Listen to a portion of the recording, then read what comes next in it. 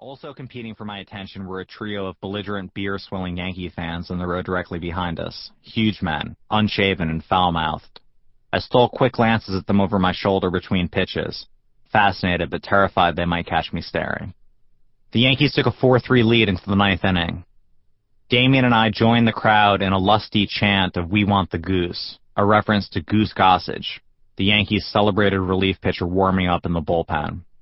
It was my favorite ballpark huzzah, excepting the bugle call that always ended with a spirited charge.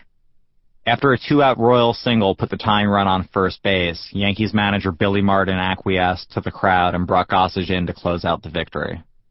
My brother and I retook our seats, satisfied at having influenced the course of the ballgame.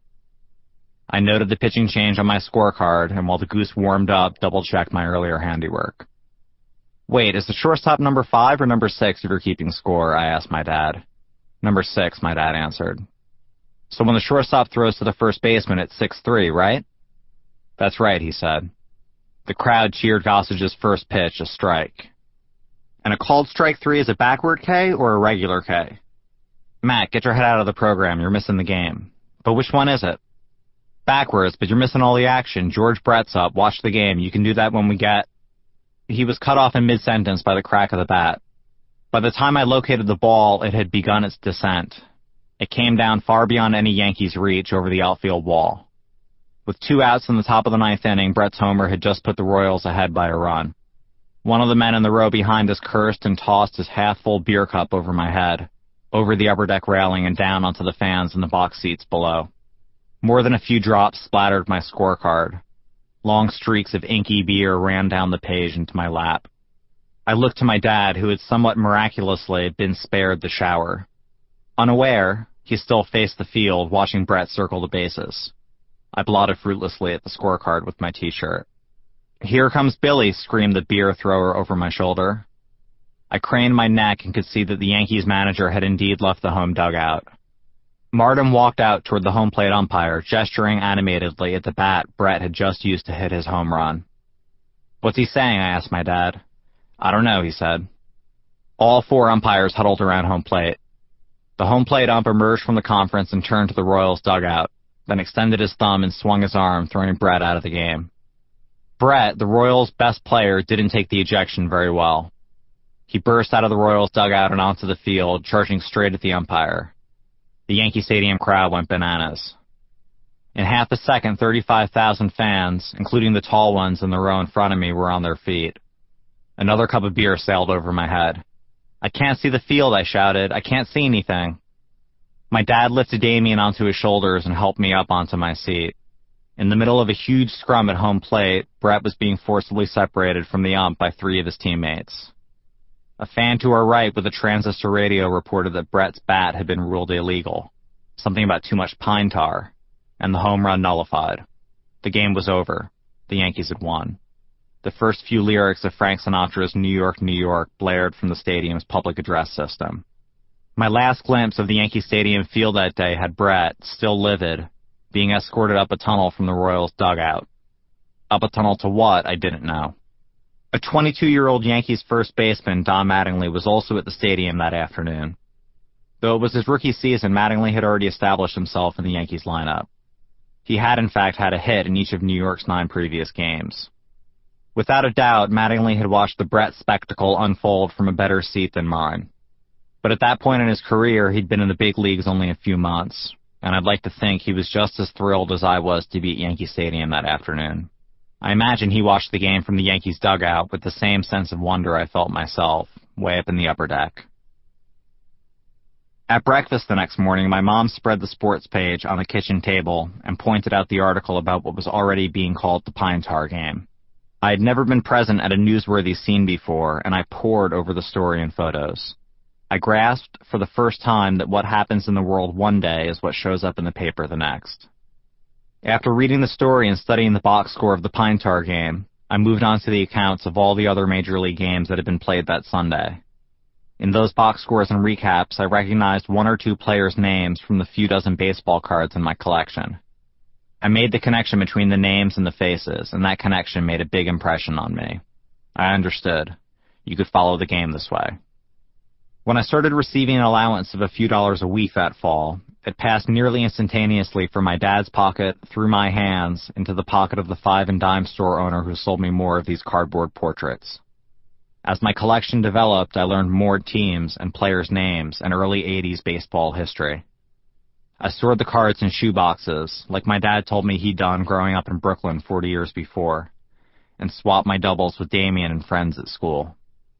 I studied the ballplayers' faces and stats, and became a reader by returning to the sports page to look for those same names in more box scores and game stories.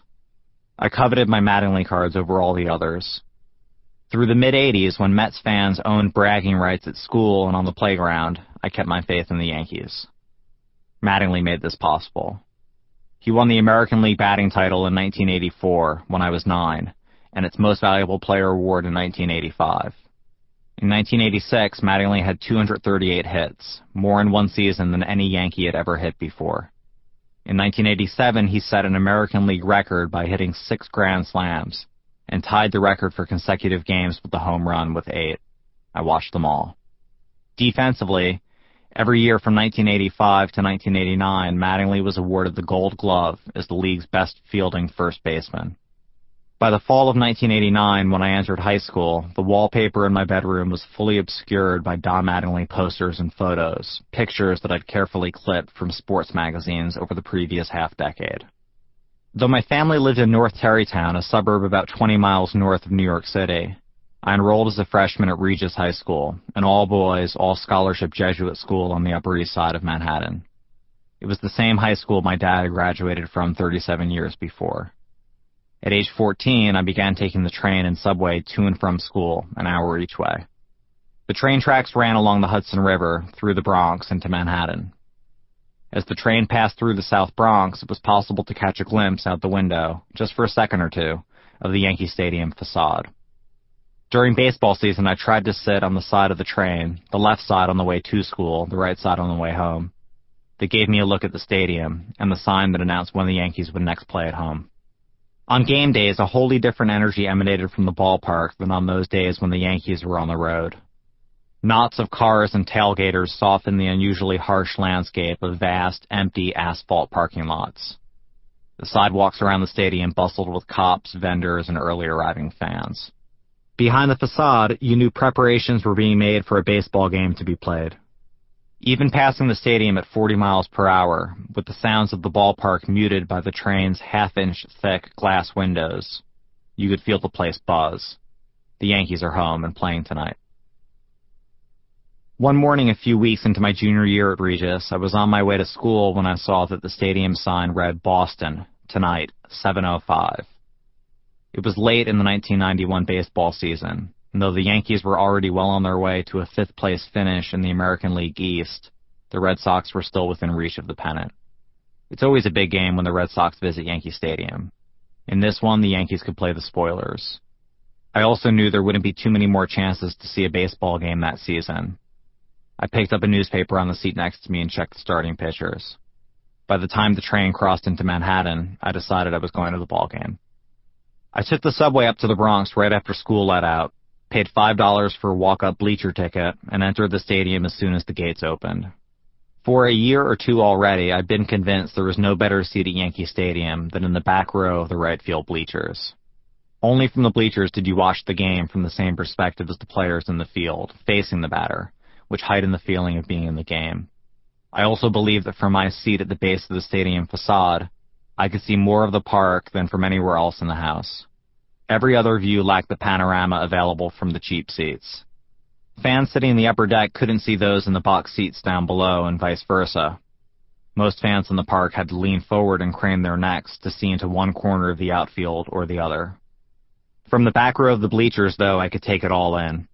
The roiling mass of bleacher fans immediately before me, the expanse of grass patrolled by the right fielder, the infield in front of him, and finally, framing my view, the 3 tiers of seats that sat tens of thousands. The only sight I missed was of the scoreboard directly overhead, but I already knew the score and had all the stats in my head anyway. I was close enough to watch visiting outfielders feign ignorance or grimace at the taunts from the bleachers, close enough to have developed, by close observation, an authoritative impersonation